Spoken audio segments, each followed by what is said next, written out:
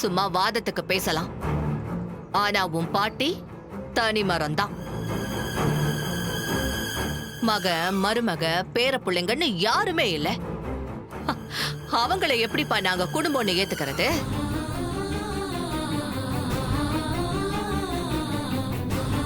உங்க பாட்டி ராசி கெட்டவ. குடும்பத்தோட வாழ்றதுக்கான யோகியத்தை அவளுக்கு கிடையாது. அம்மனுக்கு கூழ் காய்ச்சி படைக்கிற அருகதை அவளுக்கு சுத்தமா கிடையாது. அதனாலதான் அவளை கூழ் காய்ச்சி படைக்க வேண்டான்னு சொன்னேன். கொஞ்சம் பேசுறத நிறுத்துறீங்களா? நிறுத்துனா யார பார்த்து ராசி கெட்டவங்கன்னு சொன்னீங்க? எங்க தாத்தா பாட்டி இந்த ஊருக்கு எவ்வளவு நல்லது செஞ்சிருக்காங்கன்னு தெரியுமா? எங்க பாட்டி எவ்வளவு நல்லது கெட்டது பாத்திருக்காங்க. ஊர்ல ஏதாவது விசேஷம்னா பாட்டியை தான் முதல்ல கூப்பிடுவாங்க. அவங்கள பார்த்தா அருகதை இல்ல, தகுதி இல்லைன்னு சொல்றீங்க. இப்ப சொல்றேன் கேட்டுக்கோங்க. இந்த ஆடி மாசம் திருவிழா முடியற வரைக்கும் நாங்க எங்க பாட்டியோட தான் இருக்க போறோம். எங்க கையால கூழ் காய்ச்சி எடுத்துட்டு வந்து அம்மனுக்கு படைப்போம்.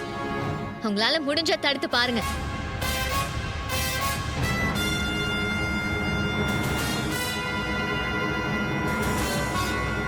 இன்னொரு தடவை எங்களோட பாட்டிக்கு உரிமை இல்ல, தகுதி இல்லைன்னு சொல்லக்கூடாது. எங்க பாட்டிக்கான முதல் மரியாதை கிடைச்சுதான் ஆகணும். அதை யாருக்காகவும் விட்டு கொடுக்க மாட்டோம். மாமா பாத்தீங்களா உங்க பொண்ணுங்க என்ன போடு போடுறாங்கன்னு? பாட்டிக்கு ஒண்ணுன்னே எவ்வளவு ஆவேசமா இறங்கிட்டாங்கன்னு பாருங்க. ஆமா மாப்பிள்ள, எங்க அம்மாவுக்காக நான் தான் பேச முடியல. என் பொண்ணுங்க பேசுறத பாக்குறப்போ ரொம்ப சந்தோஷமா இருக்கு. இந்த வருஷம் மட்டும் இல்ல, இனிமே ஒவ்வொரு வருஷமும் ஆடி திருவிழாக்கு எங்க பாட்டி வீட்ல இருந்துதான் அம்மனுக்கு கூழ் காய்ச்சி எடுத்துட்டு போவோம். இதை யாரும் தடுக்க முடியாது. உங்க பாட்டி குடும்பம் தான் அம்மனுக்கு கூழ் காய்ச்சி படைக்கணுமா? நாங்க படைக்க கூடாதா? இல்ல நாங்க கூழ் காய்ச்சி படைச்சா இந்த அம்மன் தான் ஏத்துக்காதா? நல்லா கேட்ட விருமா. இந்த கிழவிதான் கூழ் காய்ச்சி ஊத்தணுங்கிறதெல்லாம் இல்ல. இந்த தடவை முறைய மாத்துவோம். நீ அம்மனுக்கு கூழ் காய்ச்சி ஊத்து, எந்த பிரச்சனையும் வராது. என்னங்க அவரை தூண்டி விட்டு வேடிக்கை பாக்குறீங்களா? எங்க பாட்டிக்கு இருக்க உரிமையை யாராலையும் பறிக்க முடியாது, பறிக்கவும் நாங்க விட மாட்டோம். என்ன ஊருக்காரங்க இந்த அம்மாவை பேச விட்டு வேடிக்கை பார்த்துட்டு இருக்கீங்க? உங்க முடிவு என்னன்னு சொல்லுங்க. இந்த ஊரை பொறுத்த வரைக்கும் ராஜா சேதுபதி ஐயாவுக்கு கொடுக்க வேண்டிய மரியாதைய கண்டிப்பா கொடுப்போம். இந்த காளியம்மா இந்த ஊர் கிடையாது, வெளியூர். அதனால இவ பேச்செல்லாம் இங்க எடுபடாது.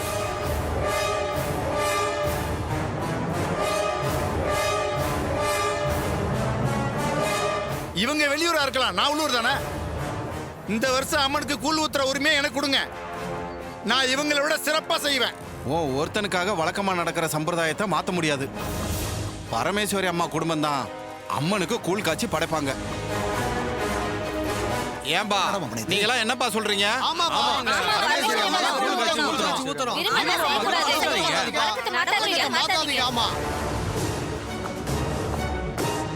விருமா கேட்டியா?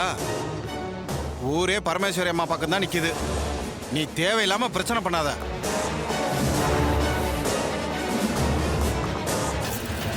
சித்தப்பா, இந்த கூழ் ஊத்துற விவகாரத்துல கொஞ்ச நேரத்துக்கு முன்னதான் நாம ஜெயிச்சிட்டோம்னு சந்தோஷமா இருந்தோம். அதுக்குள்ள கிழவி பேத்திங்களை கூட்டிகிட்டு வந்து கூழ் ஊத்துற உரிமையை திரும்ப வாங்கிட்டாலே. டேய் மவனே, அந்த சாமுண்டீஸ்வரி தான் வீரமா போல்டா யாருக்கும் பயப்படாம பேசுவான்னு பார்த்தா அவள மாதிரி அவ பொண்ணுகளும் தைரியமா பேசுறாளுங்க. அவ வாரிசுகளையும் நல்லா தான் வளர்த்து வச்சிருக்கா. அம்மா, வர்ற ஆடி வெள்ளிக்கிழமை காலையில உங்க கையால கூழ் காய்ச்சி கொண்டாங்க. அம்மனுக்கு படைச்சிட்டு ஆடி விசேஷத்தை ஆரம்பிச்சிடலாம். ரொம்ப சந்தோஷம் ஐயா. அதே மாதிரி செஞ்சிடலாம். சரிங்கம்மா, வாங்கம்மா போலாம். வாங்க வாங்கப்பா, எல்லாரும் போலாம். வாங்க போங்க. இப்படி சொதப்பிருச்சே.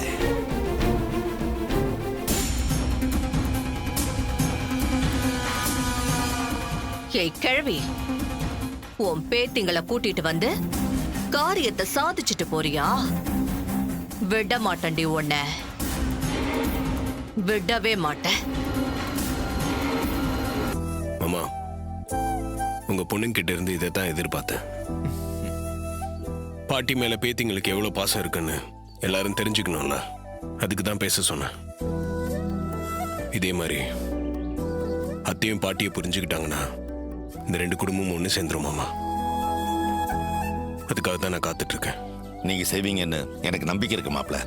அது சீக்கிரமா நடந்தா ரொம்ப சந்தோஷம். மாமா, சகலைக்கு நாம எதுவுமே சொல்ல வேண்டியதில்லை. அவரே நேரம் பார்த்து எல்லாத்தையுமே செஞ்சிருவாரு.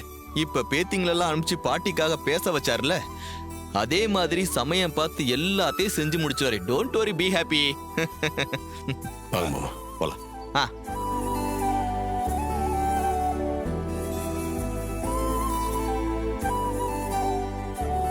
பாட்டி, இனிமே உங்ககிட்ட யாராவது இப்படி ஏடா கூடமா பேசினா அமைதியா இருந்துராதீங்க.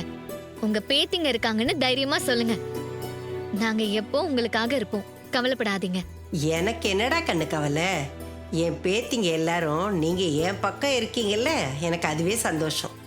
என் மருமக எனக்காக எதுவும் செய்யலைன்னாலும் உங்க எல்லாரையும் நல்லா வளர்த்துருக்கா, புத்திசாலியா வளர்த்துருக்கா. அதெல்லாம் பார்க்கும்போது என் மனசுக்கு நிறைவா இருக்குடா கண்ணு. நீங்க எப்போ எங்களோடவே இருக்கணும் பாட்டி, அதுதான் எங்களுக்கு சந்தோஷமே. ஆமா பாட்டி, சின்ன வயசுல உங்களை ரொம்ப மிஸ் பண்ணிட்டோம். இனிமே மிஸ் பண்ணாம உங்க கூட சந்தோஷமா இருக்கணும் பாட்டி. ஆ, சரிடா. பாட்டி, பாசங்கிறத நாங்க இப்பதான் அனுபவிக்க ஆரம்பிச்சிருக்கோம். நீங்க 100 வருஷம் நல்லா இருக்கணும். எங்களுக்கு எப்பவுமே நீங்க வழிகாட்டியா இருக்கணும் பாட்டி. சரிடா கண்ணு, நீங்க எல்லாம் இருக்கும்போது எனக்கு என்ன கவலை? வாங்க போலாம், வாங்க வாங்க.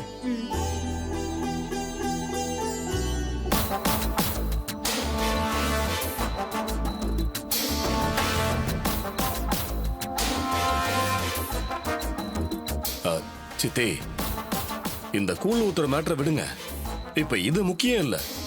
நான் எலெக்ஷன்ல தோக்க கூடாது. அதுக்கு நீங்க ஏதாவது பண்ணுவீங்கன்னு தான் நான் உங்ககிட்ட வந்தேன். நீங்க என்னடானா கூழ் ஊத்துற மேட்டரை பத்தி பேசி டயத்தை வீண் பண்றீங்க. அப்படி இல்லடா மவனே, ரொம்ப வருஷம் கழிச்சு இங்க வந்திருக்க. அந்த பரமேஸ்வரிய பார்க்கணும், நாக்க புடுங்குற மாதிரி 4 கேள்வி கேட்கணும்னு தான் கோவிலுக்கே வந்த. இந்த ஊர்ல அவளுக்கு இருக்கிற மரியாதைய குறைக்கணும்னு தான் இந்த கூழ் மேட்டரையே கையில் எடுத்த. ஆனா அவளோட பேத்திங்க தான் நம்மளை அவமானப்படுத்துற மாதிரி பதிலடி கொடுத்துட்டு போயிட்டாளுங்களே. அந்த 4 குட்டிங்களும் நேத்து பெஞ்ச மழையில இன்னைக்கு முளைச்ச காளானுங்க. என்னமோ பாட்டிக்காக வந்து சப்போர்ட் பண்ணி பேசினா அவளுங்க பெரிய மனுஷி ஆயிடுவாளுங்களா? அவளுங்களையும் நான் சும்மா விட மாட்டேன். ஒரு நாளைக்கு இருக்கு அவளுங்களுக்கு. சரிங்க சித்தி, இப்ப எலெக்ஷன் விஷயத்துல என்ன பண்ண போறோம்? அதுக்கு ஏற்பாடு பண்ணிட்டோம் அவனே.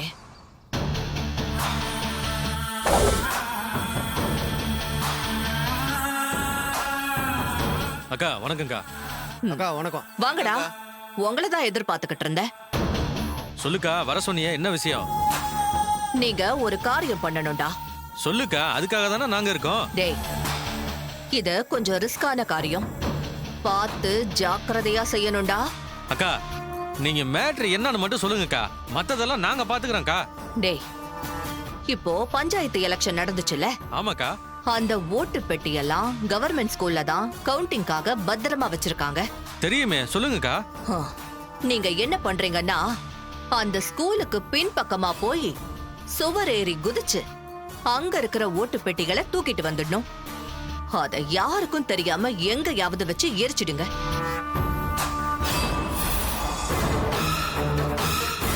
சரிங்கக்கா, நீங்க சொன்ன மாதிரியே நான் செஞ்சிடறேன். டேய், இந்த விஷயத்த ரொம்ப சீக்கிரட்டா செய்யணும். கவர்மெண்ட் சமாச்சாரம் கொஞ்சம் வெளிய கசிஞ்சா கூட பெரிய பிரச்சனை ஆயிடும். அதனால ரொம்பவே ஜாக்கிரதையா இருக்கணும். அக்கா, எல்லாத்தையும் நாங்க பாத்துக்கிறோம்க்கா, நீ ஏன்க்கா கவலைப்படுற? சின்னதா கூட ஒரு தப்பு நடக்காம பாத்துக்க வேண்டியது எங்க பொறுப்பு. சரிக்கா, நாங்க கிளம்புறோம். காரியத்தை முடிச்சிட்டு உங்களுக்கு போன் பண்றோம். சரி, நீங்க கிளம்புங்க. வரேன்க்கா. வரேன்க்கா. ஏய், சொல்லுங்கக்கா. போகும்போது அந்த நாகாவையும் கூட்டிட்டு போங்க. சரிங்கக்கா. ஏய், வாங்கடா. சித்தி, இப்ப என்ன பண்றீங்க? ஓட்டு பெட்டியை தூக்கிட்டு போய் எரிக்க சொல்றீங்க? அப்படி செஞ்சா எலெக்ஷனை ரத்து பண்ணிட மாட்டாங்க? ரத்து பண்ணட்டும்டா, அதுக்காக தான் எரிக்கவே சொல்றேன். சித்தி, நீங்க எதை மனசுல வச்சு இதெல்லாம் பண்றீங்கன்னு எனக்கு புரியவே மாட்டேங்குது. ஏம்மா காளியம்மா, நீ இப்படி தடாலடியா செய்ய போய் ஏதாவது பிரச்சனை வந்துட போகுதுமா? அதெல்லாம் எதுவும் வராது. ஓட்டு பெட்டி காணாம போச்சுன்னா அத கண்டுபிடிக்க தீவிரமா தேடுவாங்க. அப்படி தேடியும் கிடைக்கலன்னா அந்த எலெக்ஷனை ரத்து பண்ணிட்டு திரும்பவும் எலெக்ஷன் நடத்துவாங்க. அப்போ நான் பணத்தை விசிறி அடிச்சு உன்னைய ஜெயிக்க வச்சிடுறேன். உன்னை ஜெயிக்க வைக்க வேண்டியது என்னோட பொறுப்புடா. அதெல்லாம் சரி, இது கவர்மெண்ட் சமாச்சாரம். ஓட்டு பெட்டி காணாம போனா அத லேஸ்ல விட்டுருவாங்களான்னு தெரியாது. அதனால இந்த விஷயத்தை கொஞ்சம் கேர்ஃபுல்லா தான் ஹேண்டில் பண்ணணும். சிவனாண்டி, எனக்கு நம்ம ஏரியாவில் இருக்கிற நிறைய அரசு அதிகாரிகளை நல்லா தெரியும்டா. அவங்கள வச்சு நான் எல்லாத்தையும் நடத்தி காட்டுறேன். நீ ஒண்ணு கவலைப்படாத. சரிங்க சித்தி, பிரச்சனை வராதுன்னா நீங்க என்ன வேணாலும் பண்ணுங்க, எனக்கு சந்தோஷம் தான். எப்படியோ அந்த சாமுண்டீஸ்வரி வீட்டுக்கு போய் மொரவாசல் செய்யாம தப்பிச்சா போதும். தப்பி தவறி மொரவாசல் செய்யற மாதிரி வந்துருச்சுன்னா அப்புறம் நானும் சித்தப்பாவும் வெளியில தலை காட்டவும் முடியாது, எலெக்ஷன்ல நிக்கவும் முடியாது. ரொம்ப அசிங்கமா போயிடும் எங்களுக்கு.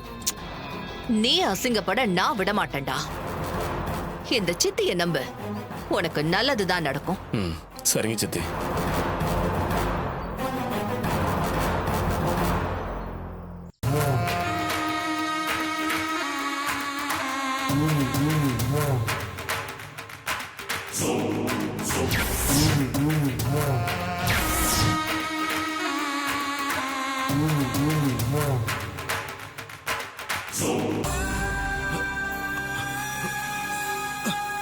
டேய் வாங்கடா. வாடா. டேய் வாடா. வாடா. டேய் வாங்கடா. வாங்க.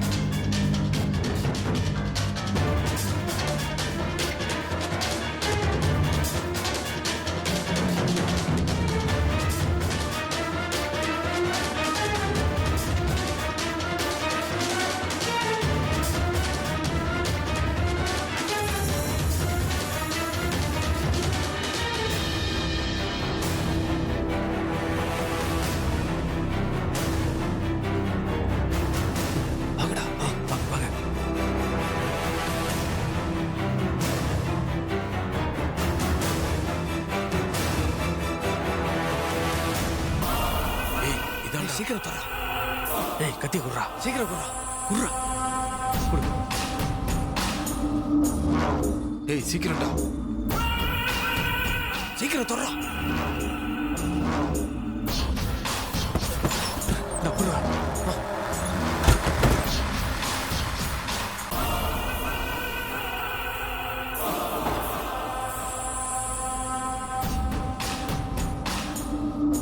டேய் வாக்கு போட்டி எல்லாம் அங்கதான் இருக்கு. ஆமாண்டா. வாங்கடா.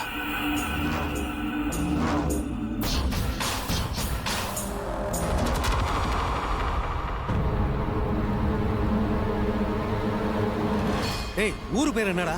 டேய் திருப்புலானிடா. தூக்குடா.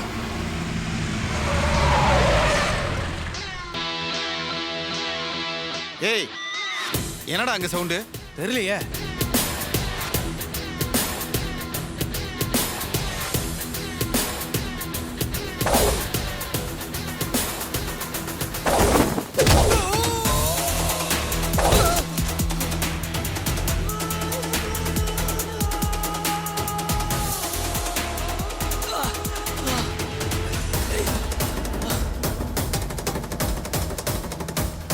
ஏய் வாடா. ஏய்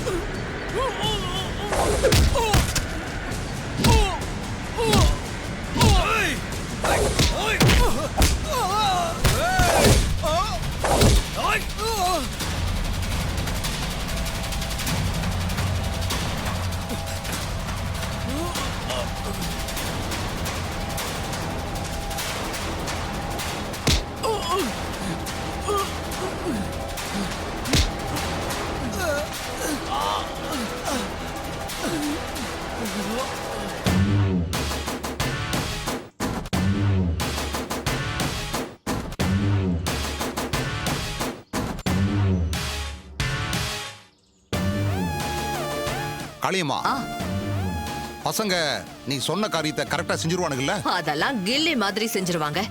ஸ்கூல்ல இருந்து இந்நேரத்துக்கு பெட்டியை தூக்கி இருப்பானுங்க.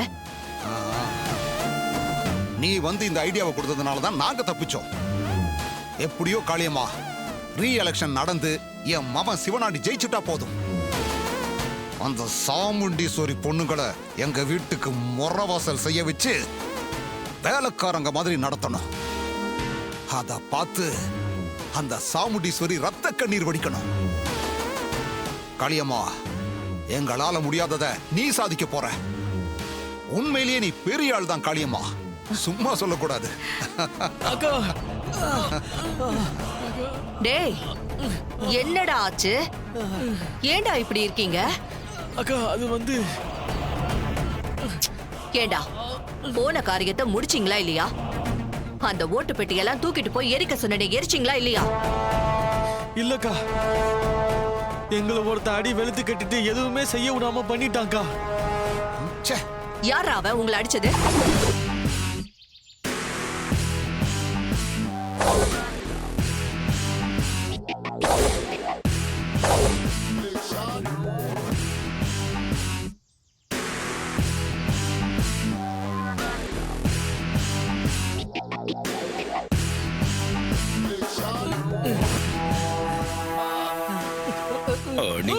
போடா.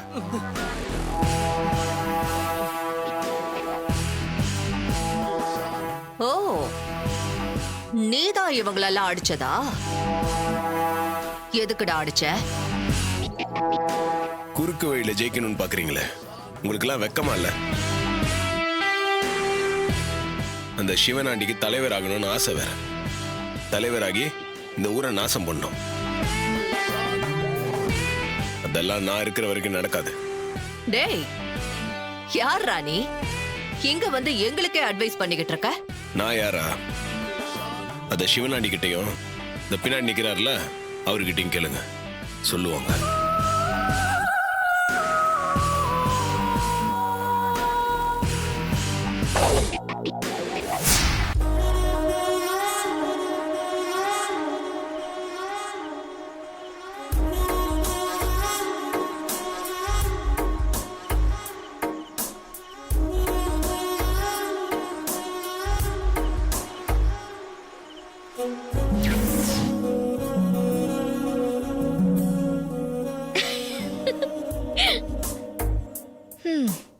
கற்பனையில நடந்த விஷயம் நிஜத்துல நடந்தா சந்தோஷமா தான் இருக்கும்.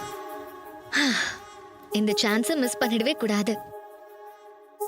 எப்படியாவது கார்த்திய கடல் கரைக்கு கூட்டிட்டு போய் நம்ம மனசுல இருக்கிறது சொல்லிட வேண்டியதுதான். முதல்ல சமையல் வேலையை பார்ப்போம். நீ ரெடியா இரு ராஜா.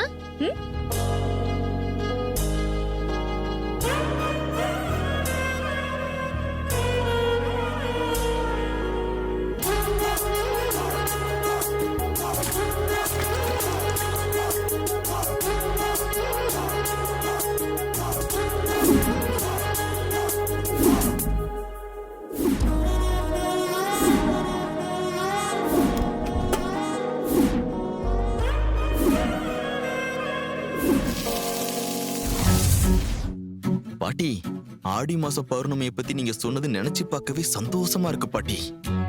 இது ராஜ்கிரண் படத்துல வர்ற ஆத்தங்கர சீன் மாதிரியே இருக்கே. நாமளும் நம்ம ரோகு டார்லிங்க கூட்டிட்டு போய் அவ கூட சந்தோஷமா சிரிச்சு பேசி வில்லேஜ் ரொமான்ஸ கொண்டாடிட வேண்டியதா.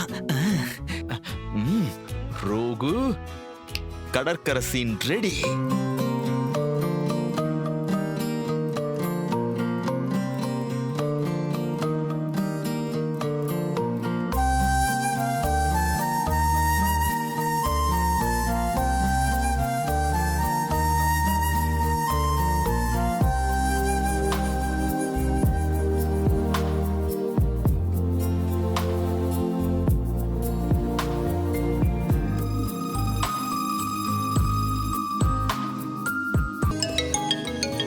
அட, நம்ம ஆளு.